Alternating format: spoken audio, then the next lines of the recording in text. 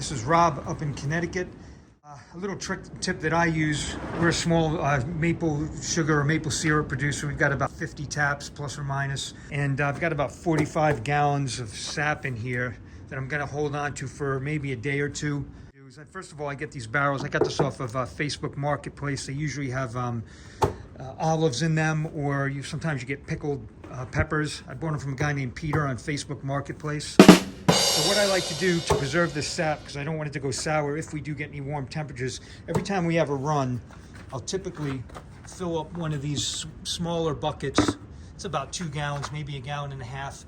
I'll fill it with sap, I'll freeze them, and I have them in my freezer. So this way, if I've got to store my sap, I know I can kind of preserve it without the bacteria building up. I'm going to drop that block of sap into the barrel.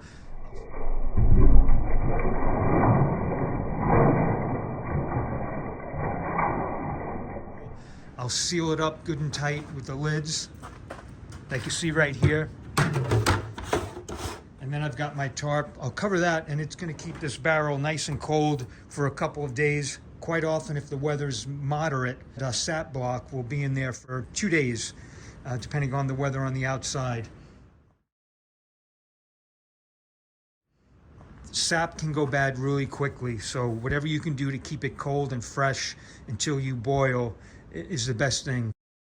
That's just another little tip. Hopefully it helps you guys and gals that are doing some sugaring. If you're a big producer, it probably doesn't make a difference to you, but if you're just a small producer like we are, this really comes in handy. So if you like this video, please subscribe, please share it with anyone that you might know that may find it interesting. I'll have more stuff coming for you in the future.